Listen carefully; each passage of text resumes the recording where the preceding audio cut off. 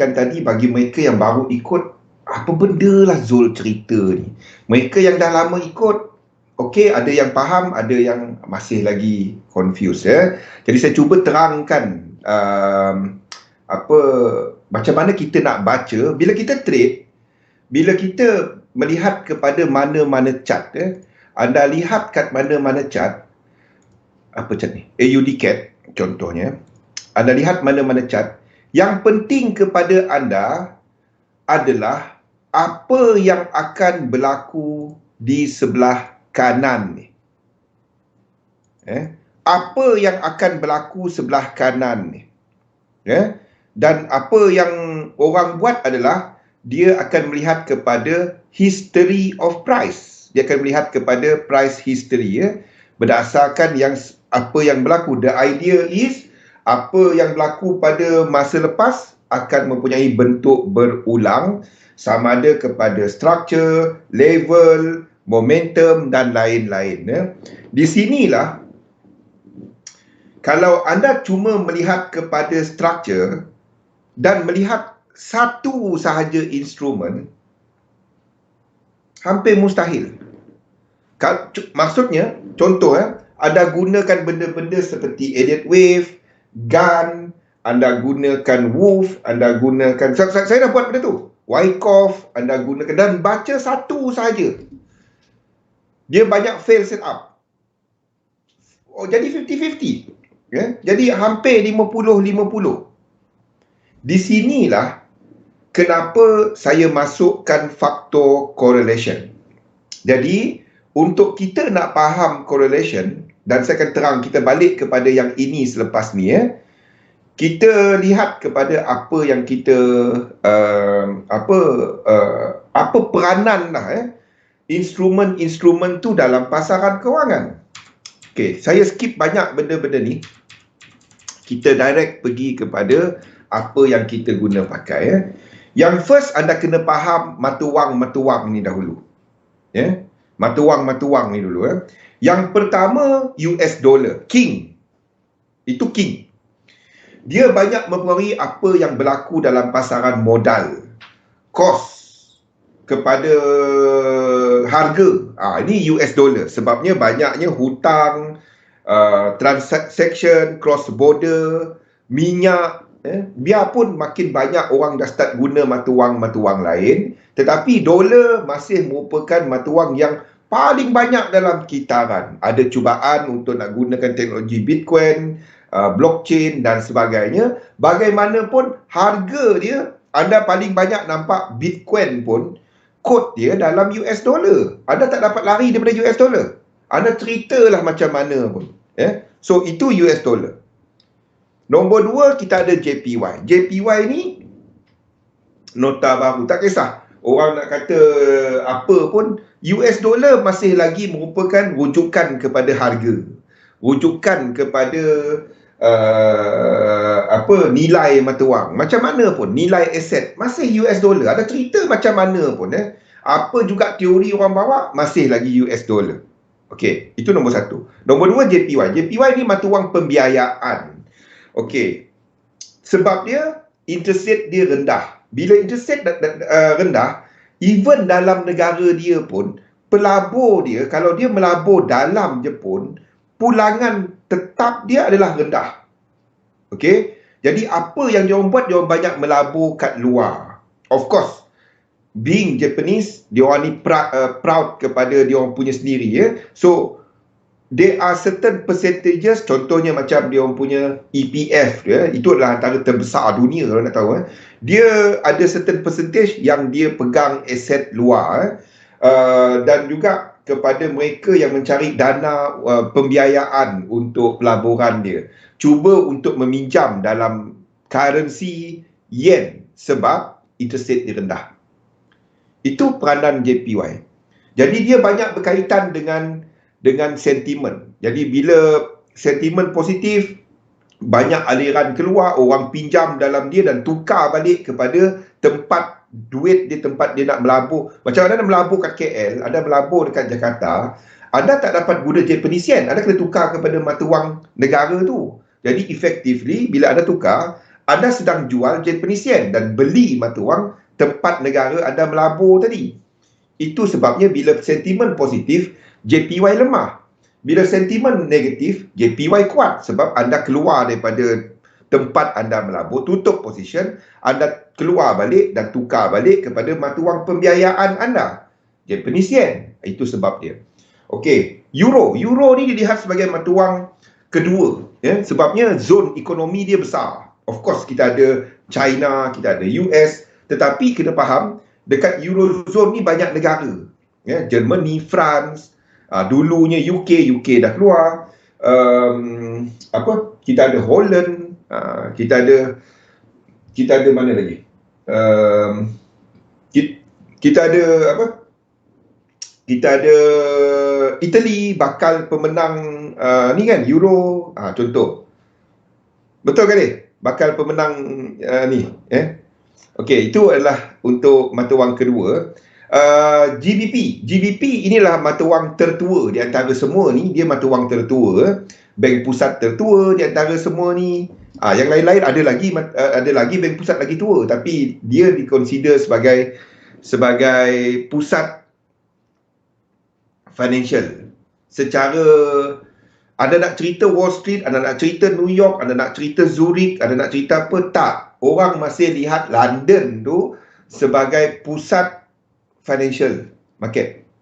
Sebab dulunya sebelum cerita Brexit ni semua, kita ada LIBOR market, interbank overnight rate dekat situ. Biarpun dah tak ada Brexit, orang dah semua keluar daripada LIBOR sistem, macam mana pun, London masih merupakan tempat di mana banyaknya speculation, high volume of speculation berlaku. Berarti betul. England tu apa? Turki. England menang next week, boleh buy FTSE. Signal dahsyat, signal dia. Signal dia sebab apa buy? Betul juga, betul. Sebab wang hadiah tu, kalau England menang, dia kena convert kepada GBP nak bagi hadiah dia kan. Itu benda-benda yang real dalam pasaran kita ni. Okey, chef dilihat sebagai mata wang safe haven, pendirian berkecuali Switzerland. Normally apabila kita ada risk off dalam market, chef mengukuh. AUD, CAD, New Zealand, of course tiga ni adalah mata wang komoditi, dan disebabkan oleh komoditi ni dan harga, tahu tak kenapa antara sebabnya saya lihat Australian dollar ni masih jatuh?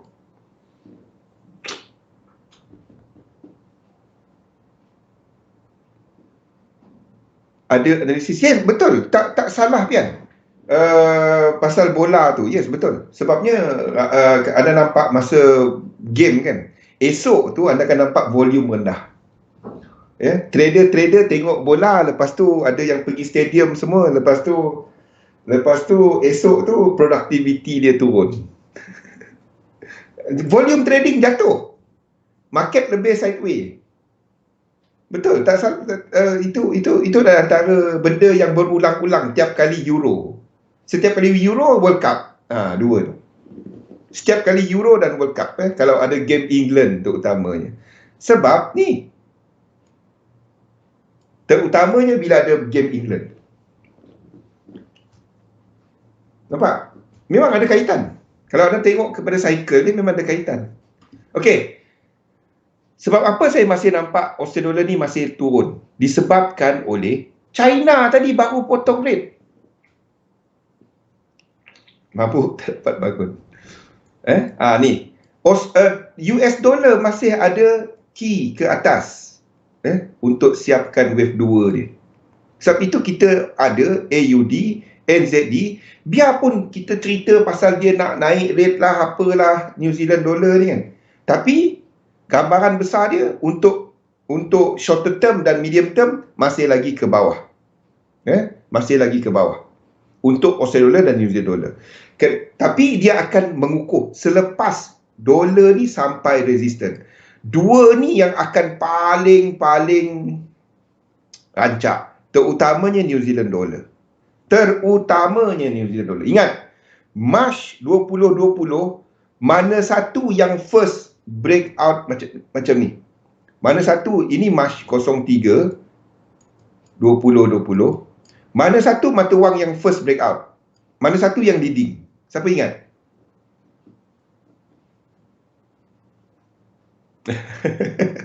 Siapa ingat? Ni yang first. Ini lead tau. New Zealand dollar lead tau. New Zealand dollar lead.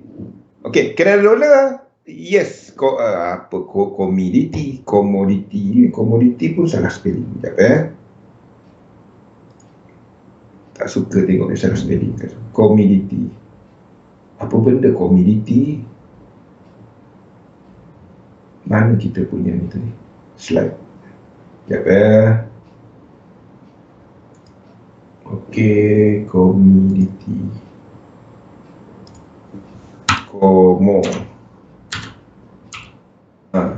Commodity. Okey. Commodity. Okey. Jadi kita ada Canada dollar. Dia ada lain sikit dengan Australia dan New Zealand dollar. Kenapa? 1618. Ni maksud saya. Bukan cerita 1618, 03 tu. Ni maksud saya. Yang breakout ini. Yang breakout 1, 2, yang breakout ini. Breakout ini. Wimun. Yang breakout first leg selepas dia buat ini, selepas dia reset, Australia dollar breakout ini, New Zealand dollar breakout lebih awal. Mana New Zealand dollar? Yang sama, dia dulu yang ini. Bukan cerita 1618, I'm talking about yang sini, yang breakout tu. Structure ini. Jangan tengok 1, 2, 3, 4, I'm talking about this breakout. Dia dulu yang picking. UCAT tak. Kalau kita ambil daripada ni, daripada structure dia, New Zealand dollar yang lead. Tak jauh.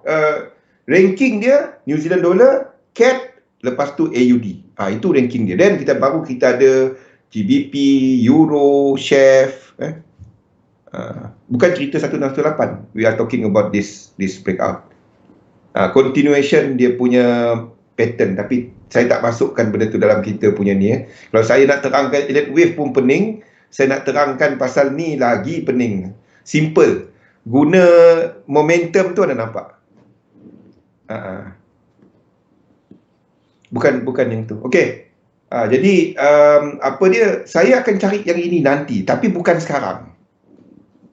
Saya akan cari ini. Dua ni. Sebab itu setup kita dah ada setup untuk Canada dollar, UCAT untuk short. NZD belum ada. Tapi kalau anda nak pilih, kalau anda anda masukkan faktor sentiment, anda akan trade NU untuk long. Nanti bila dolar sampai resisten dia, ataupun UCAT untuk short bila dolar sampai resisten dia. Antara dua currency ni, Australia dollar belum. Satu lagi, faktor fundamental. Bank pusat dia nampak nak tighten. Itu benda dia. Tapi kita ambil structure. Jadi sebab itu saya bagikan UCAT dahulu. NZD kita tengok. Itu next nanti. Sebab NZD tak ada. Ni maksud saya. NZD. Okay. Ini bukan higher high. Sebab itu ini nanti kita akan trade dia, NZD ni. Kita akan trade dia. Ini adalah apa yang saya akan cari. Dia break ini. Ini nanti. Ini pilihan kita nanti. Ini pilihan kita nanti. Kalau dia dah ada, ini baru satu time frame. Kalau dia dah ada benda ni, 1, 2, 3, 4, 5, 1, 2, 3, 1, 2, 3, 4, 5. Dia break ni lah. Ataupun kalau dia break high ini. Ini adalah antara yang anda boleh pegang lama. NZD ni. Tapi belum sekarang. Belum sekarang. Dia awal daripada yang lain. Tapi apa struktur dia memang jelas. New Zealand dollar ni pun jelas. Cap jelas. Memang jelas. Sebab itu anda nampak dua blue box ni dekat Delhi. Yang lain-lain tak ada. Yang lain-lain mana ada? Tak ada kan? Euro nanti saya letak. Euro pun there will be a blue box here. Euro. Kenapa Euro? Sebab sini 3 wave. Ini boleh jadi 5 wave, tapi ini adalah 3 wave. Turun 3 wave. Jadi kat sini pun 3 wave. Dia tak accelerate. Jadi dia daripada sudut structure, 3 wave ni higher probability WXY higher probability than zigzag. Faham? Yes, sebab Euro 3 wave. Naik pun nampak. Dia naik dia dalam dia kenaikan dia ni sebab dia. Kalau kita ambil dari sudut liquidity, Euro ni mata wang yang high liquidity, sama nombor 2 banding dengan US dollar. Jadi kalau ada, maksudnya banyak transaksi, dia tak pergi jump. Macam NZD, dia low liquidity. Chef low liquidity. Maksudnya, kita ada seorang buyer. Buyer seorang pada 1. Seorang lagi pada 1.01. 1 sen. Sebaliknya, itu untuk macam Euro. Sebaliknya untuk NZD, seorang lagi bayar 1.05. Tak ada ramai kat tengah-tengah ni. Sebab itu price dia jump banyak. Itu antara sebab dia. Sebab itu kita ada pekatkan Euro, itu sebabnya ada nampak spread tu untuk mata wang macam New Zealand dollar, chef, spread dia lebih besar sebab tak banyak. Manakala untuk mata wang macam Euro, US dollar, sebab volume dia banyak, spread dia rendah. Itu sebab dia. Dia banyak. Itu antara sebab dia lah. Volume. Yes, exactly. Macam saham lah. Sebab dia tak banyak. Bila tak banyak, spread dia besar. Bila saham yang popular ni, dia akan lebih kecil. Dia senang naik, senang turun, senang spike. Dan masalahnya dengan market cap kecil ni, dia kadang-kadang dia tak ikut support resistance. Itu masalah. Dia tak ikut. Dia main langgar je. Itu antara masalahnya. Bila volume rendah. Okey, ini adalah untuk mata wang utama. Okey. Tahu benda-benda tu semua, macam mana kita nak guna info tu semua dalam trading kita? Ada pelbagai ekonomi, perniagaan, pasaran kewangan. Sebagai trader, apa yang kita hadap hari-hari adalah kita hadap benda ni. Ini benda yang kita hadap hari-hari tau. Anda cerita macam mana, saya tak peduli technical, saya masuk je. Anda kena letakkan kat mana stop loss anda, kat mana TP anda, tak kisah. Saya melabur je bang. Saya tak guna stop loss. Okey. Kalau anda masuk, anda nak keluar bila? There will be satu keadaan untuk anda nak keluar market. There must be a structure untuk anda trade. Anda tak dapat cuma, okey, ini aku nak sell sahaja, aku nak buy sahaja. Tak dapat. When you are talking about trading, anda kena letakkan kaedah anda untuk masuk. Anda kena letakkan kaedah anda untuk keluar. The thing is, kalau anda cuma tengok satu instrumen dan menggunakannya, contohnya macam elliott wave, contohnya macam GAN, Wyckoff, cuma satu.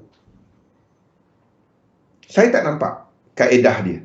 Terutamanya untuk elliott wave. Ada mungkin yang lain-lain boleh. Kalau bercakap dengan elliott wave, Tak mungkin. Mustahil. Intermarket Analysis tu foundation. Yap, itu salah satu daripada 6 standard dia. Kalau anda buat technical analysis, anda kena tahu Dow theory. Anda draw support resistance, anda kena tahu Dow theory. Faham tak? Anda buka mana-mana buku, asalkan dia pasal charting, asas Dow theory itu kena tahu.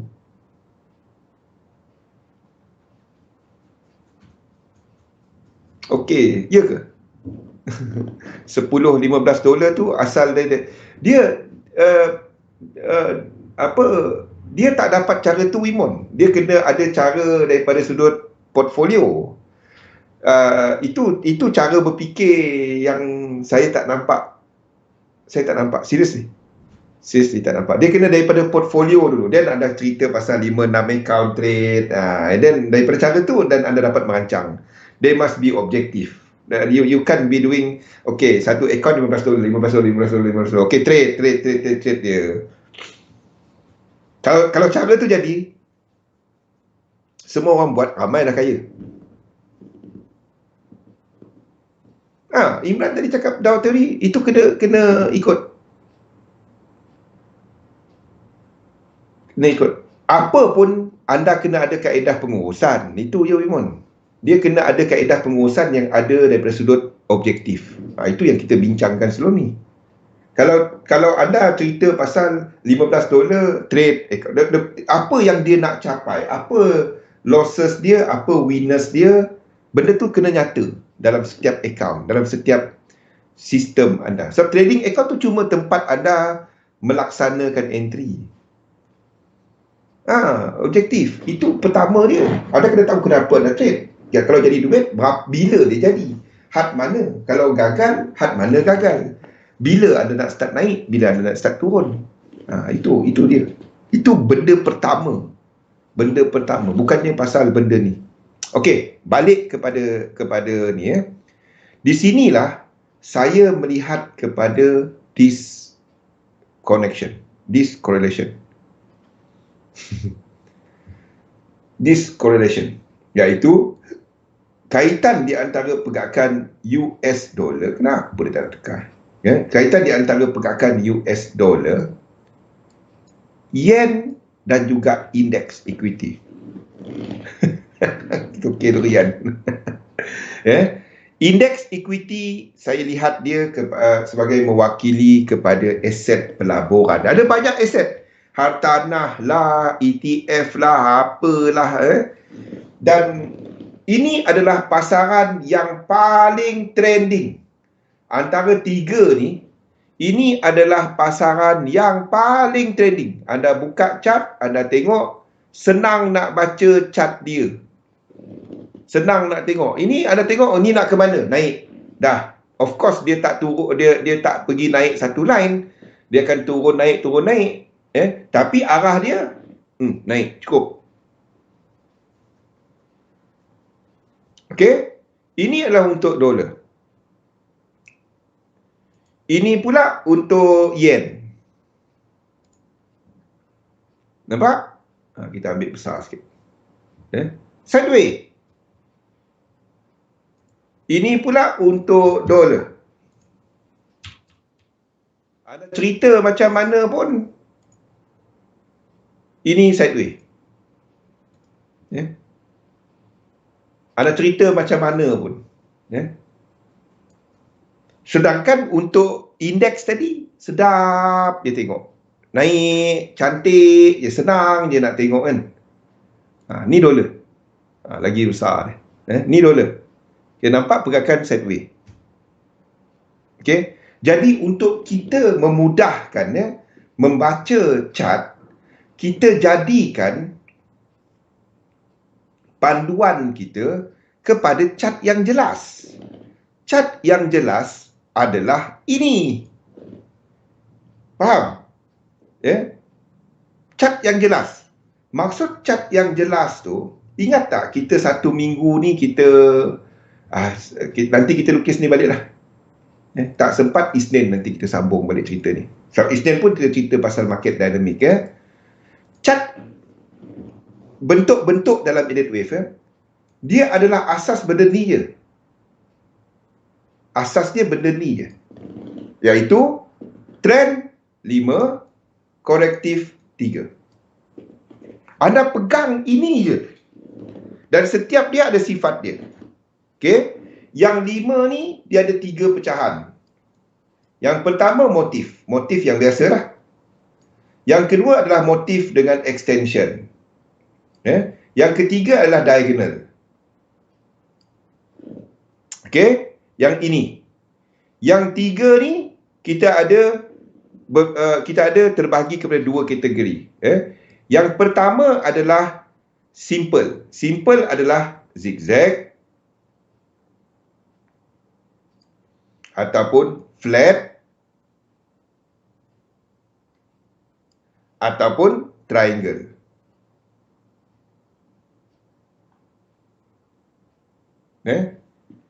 Yang kedua adalah kategori kompleks. Kompleks adalah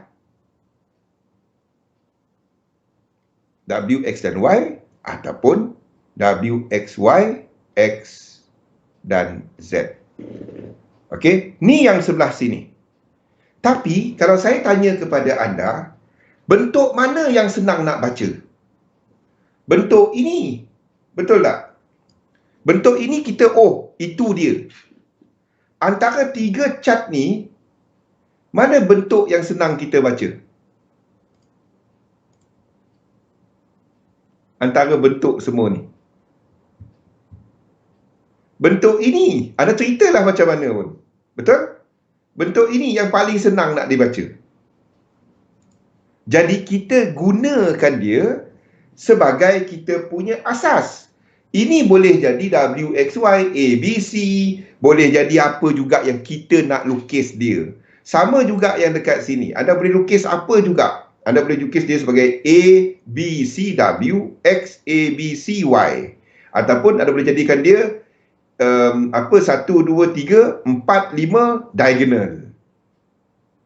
Bentuk ini sekali imbas, ini 1, 2, 3, 4, 5 habis. Anda tanyalah budak yang baru saja download buku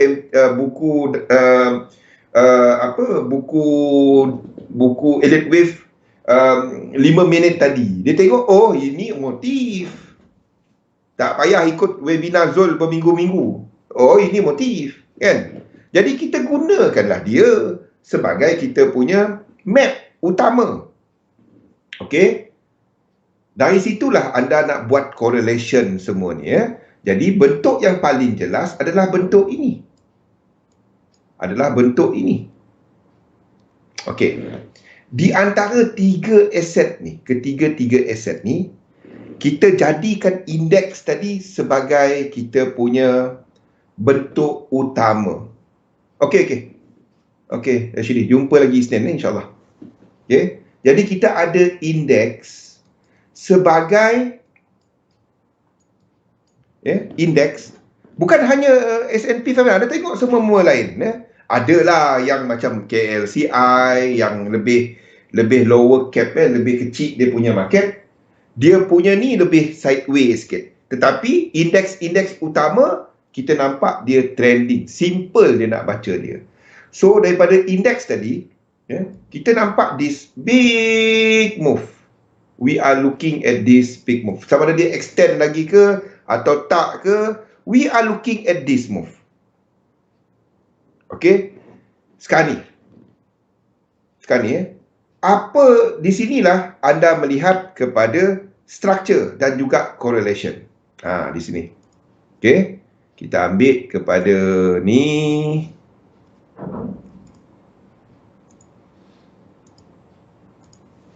Yes. EX. Okey. Ini chart terbalik tadi. Okey, sebelum kita lupa. Okey, dan kita ambil yen pair. Okey.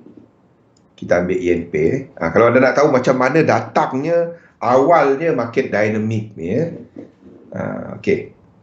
Apa yang kita dapati semasa indeks ni tengah menaik, tengah trend, tengah trend, anda tak akan nampak, ni apa benda ni? Okey, SEC JPM, tak kisah, asalkan yen pair. Ini tak sama chart dia. Time frame dia tak sama. Kita ni besar sangat weekly. Tak, sama je. Semasa indeks dalam tengah rancak, tengah laju naik, tengah trending, kita tak akan nampak yen kuat. Maksudnya yen pair tak akan jatuh dengan dia boleh jatuh sideways dalam wave 1, wave 5, tapi dia tak boleh ada wave 3. Dia tak boleh ada momentum kejatuhan, maksudnya yen yang kuat, RSI dia jatuh peak, bottom besar. Tak ada. Dia tak ada. Anda buat semua chart yen pair, kecuali ada cerita khas lah untuk currency berkenaan. Anda tak akan nampak 3 dalam 3 ni, di mana yen macam ni, 3 dalam 3 ni, 3 dalam kawasan ni, 3 dalam 3, anda tak akan nampak, mana 3 dalam 3 ni?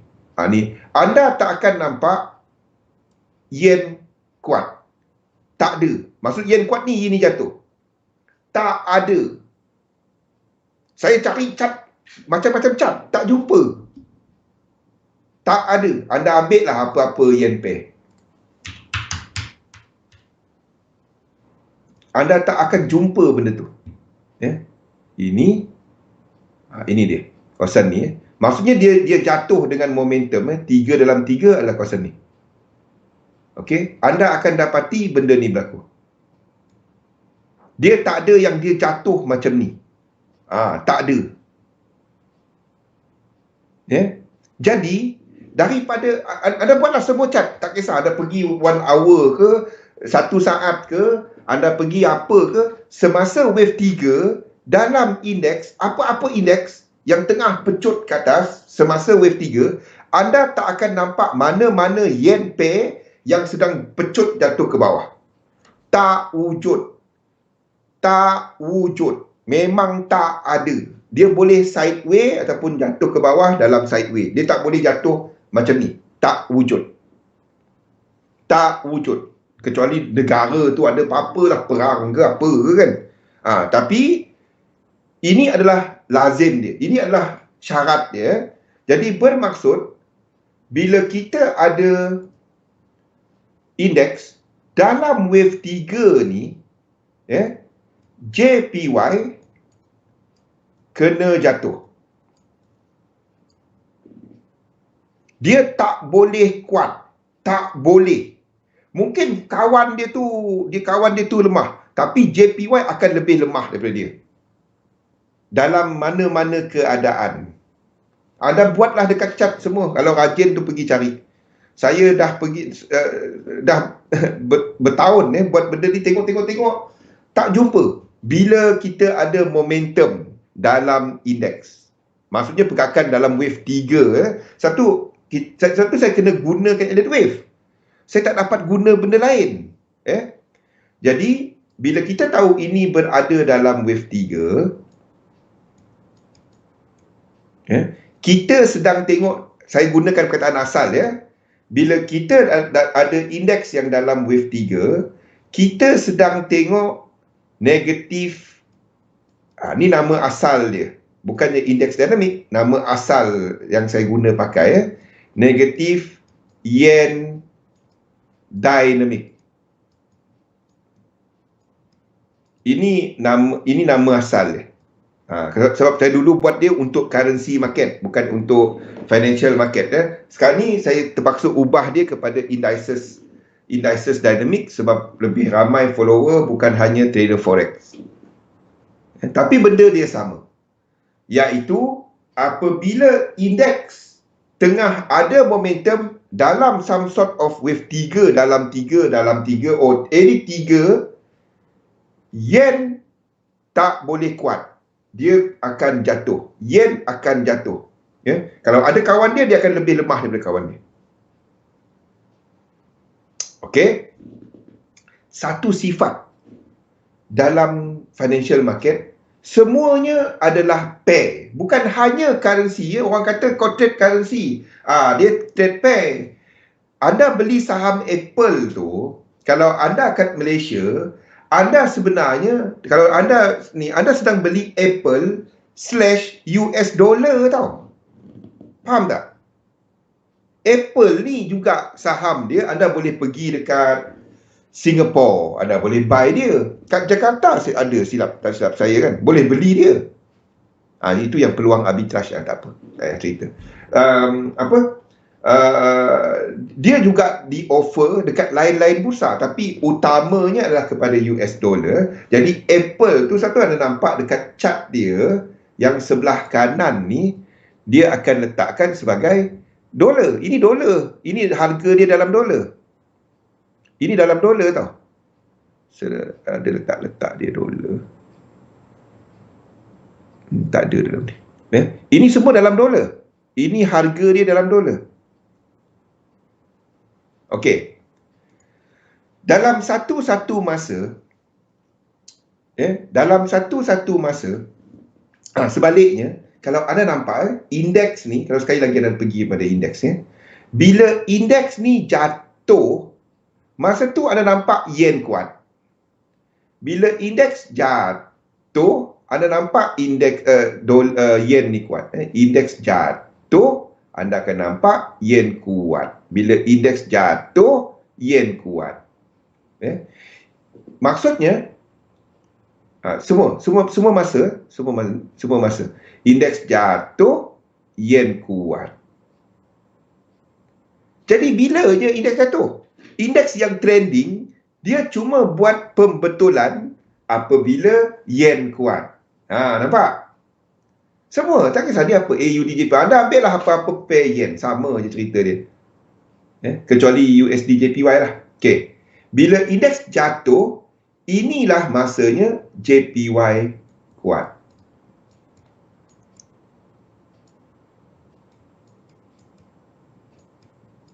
JPY kuat. Nanti kita nak tulis lain. Ni JPY kuat. Masa tu. Jadi pada waktu ini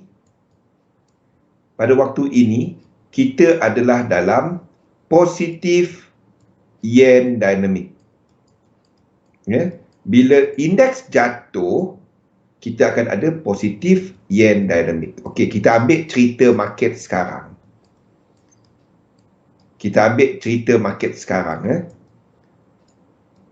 Kan kita tengah tunggu wave 5.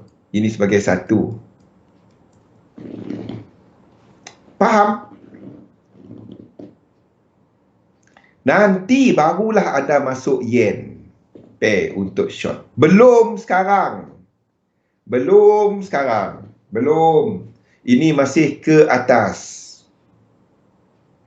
Sebab itu kalau anda nak trade pada waktu ini, anda tak trade yen pair.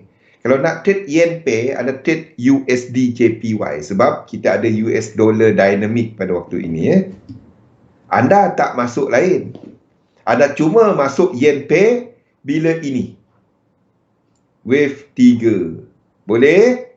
Tak kisah apa-apa. Asalkan dia dalam indeks some sort of wave 3. Anda tunggulah incomplete sequence. Faham tak? Anda tunggulah incomplete sequence dekat yen pair. Kalau sedang tengok indeks wave 3, anda tunggulah incomplete sequence wave dekat yen pair. Kalau kita tahu dia dalam wave 3. Anda tutup mata kepada benda lain. Ni kenapa ini penting?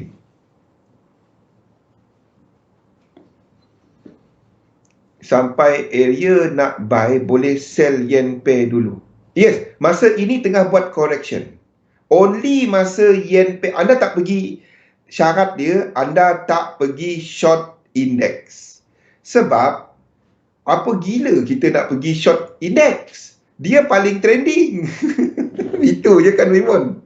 Jadi, anda short yen pair itu sama dengan anda short index. Cumanya, anda tahu yen pair dia at least adalah sideway dia. Ini trending ke atas. Apa salah anda nak lawan trend? Faham? Anda tak akan lawan trend. Itu je. Dari tahun lepas, bukan tahun lepas, bertahun-tahun saya bagi tahu, index is never a sell. Kalau anda nampak indeks ataupun saham untuk short, anda short yen. Santi. Yes. Masa tu yen dynamic. Sebab apa saya ceritakan pada ni? The moment ini nanti, reach wave 5 and starting doing here. Sini. Masa itu anda cari incomplete sequence untuk yen pair, untuk short. You don't go and short index. Index ni masih uptrend. Jangan buat hal. Weekend session, kita buat live makan. Itu yang jadi pada game. You don't short it. Dia naik balik. Yes, exactly, Bian. You don't short it. Don't short it. Kalau anda hedge fund, anda boleh short dia. Kalau anda trader hari-hari, jangan short dia. Okey? Ni cerita kita pada hujung minggu ni. Kita cerita pasal benda ni. Market dynamic ni. Okey? Nampak? What we are looking at.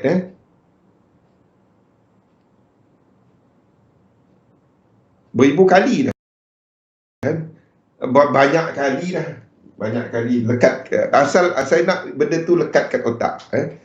Kalau saya nampak any counter kan, any counter yang saya nampak dia nak short, contohnya dekat saham, ini satu yang saya buat. Saya nampak memang dia set up short, memang dia ada incomplete sequence. Contoh, kita ambil contoh, kita ambil satu lah. Kita nampak bank,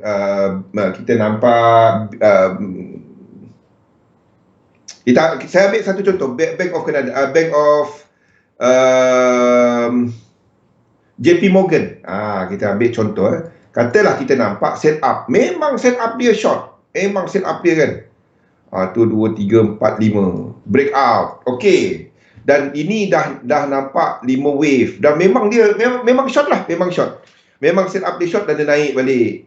Kan ada incomplete sequence. Okey. JP Morgan. Okey.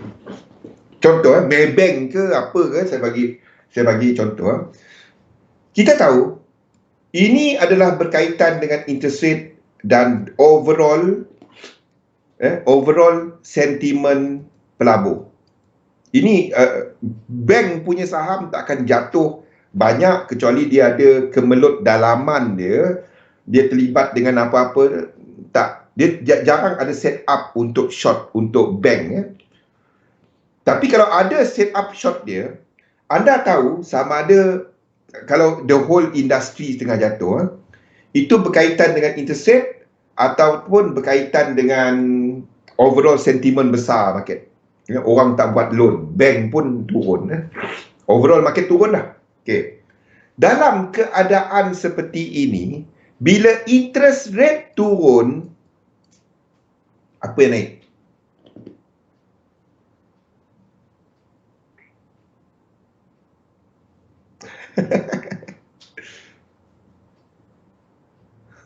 Naik balik saja. Jangan short dia. Selagi anda tak short, anda okey.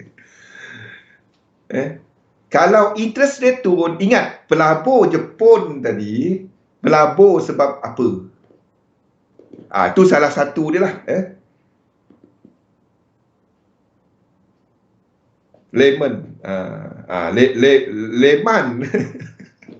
Leman berada, betul. Leman mesti. Leman. Siapa nak buku, siapa nak ni? Saya ada simpan. Saya ada bagi dahulu tapi tak tahu ada orang simpan ke tak. Nanti saya letakkan dekat Dropbox tu.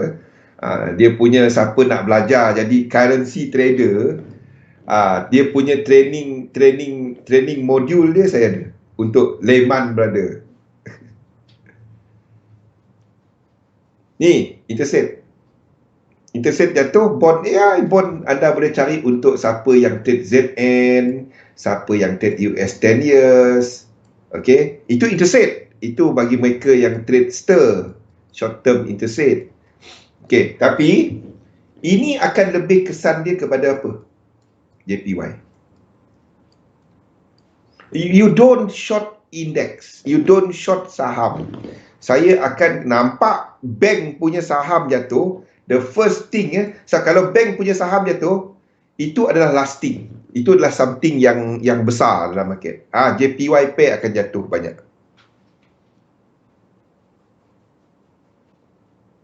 Short 0.1.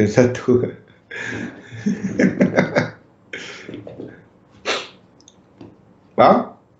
Sebab itu I don't. Kalau anda nampak contohnya macam industrial, kita ambil 3M. Kita ambil saham 3M. Kalau anda nampak 3M jatuh, apa yang anda buat? Saya takkan fikir JPY. Kalau 3M jatuh, light industry, ini lebih kepada light industry. Anda nampak traktor, kalau kat Malaysia ni kita ada saham macam traktor.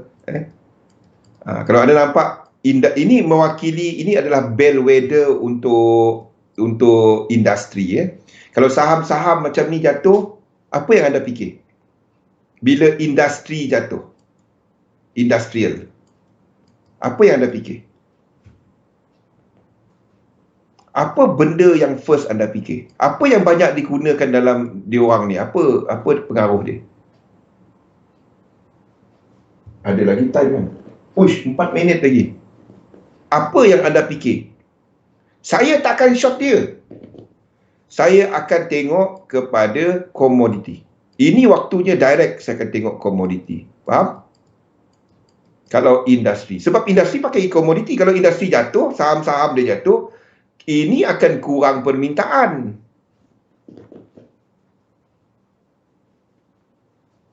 Lima minit. Okey. Itu. They are specific time kepada specific thing. Kalau interest rate, JPY anda nak gabungkan dengan apa? Kalau interest rate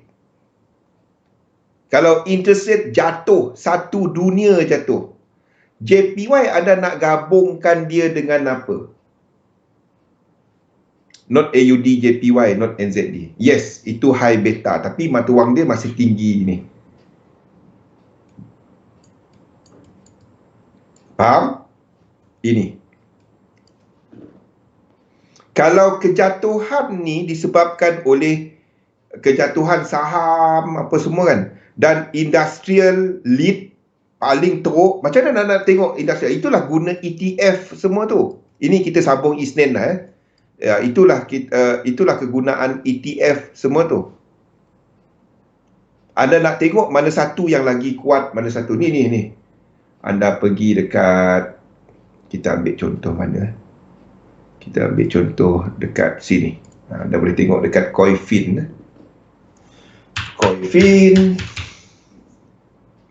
Apa jadi lain?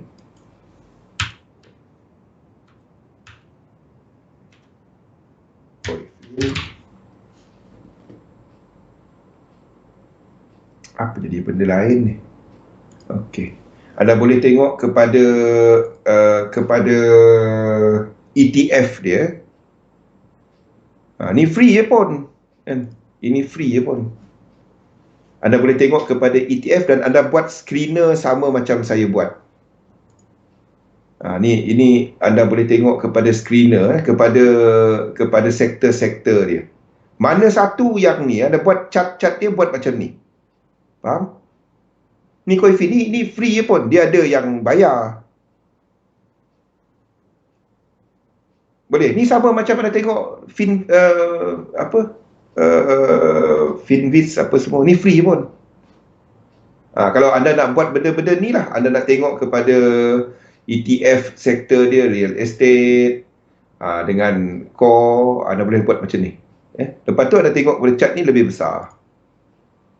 Faham? Anda tengok mana satu yang lebih teruk dan kepada time. Letakkan kepada time. Mana satu yang lead. Kalau anda dapati industrial lebih laju berbanding dengan ni, anda trade lah saham-saham industrial. Industrial lebih laju, anda belilah AUD, belilah NZD. Faham? Ni kaitan dia dengan ni. Kalau anda dapati macam JPY lebih lemah, anda tahu interest rate naik, saham naik. Itu guna-guna benda ni. Boleh? Ni tak silap saya anda kena set ke dia. Tapi boleh set lah, set sendirilah. Pergi dekat Coifin ni. Dekat TradingView pun boleh buat benda sama. Kita sambung balik benda ni hari Isnin. Macam mana anda melihat kepada market, kita akan pergi dalam hujung minggu ni, kita start balik daripada asal ni.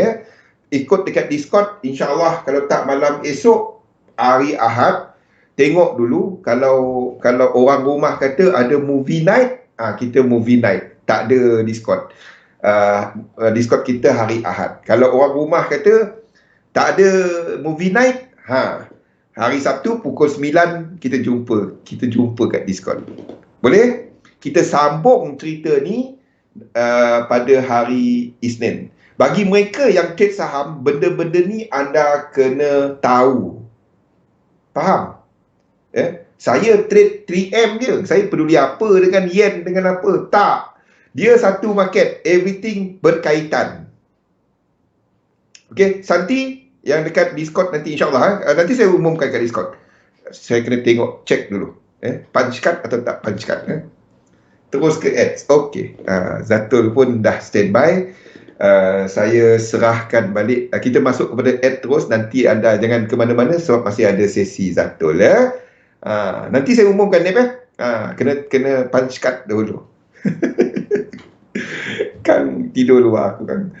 Kejap. Jangan lupa labur dalam satu sistem, dagangkan sistem anda. Kita masuk lebih dalam-dalam. Semua ni ada dalam ni actually dia ada. Cuma saya pecahkan dalam lagi. Anda trade apa pun dia berkaitan. Semuanya berkaitan. Tak dapat lari. Okey? Jumpa lagi insyaAllah. Terima kasih semua. Labur satu sistem, dagangkan sistem anda. Jumpa lagi. Assalamualaikum warahmatullahi wabarakatuh.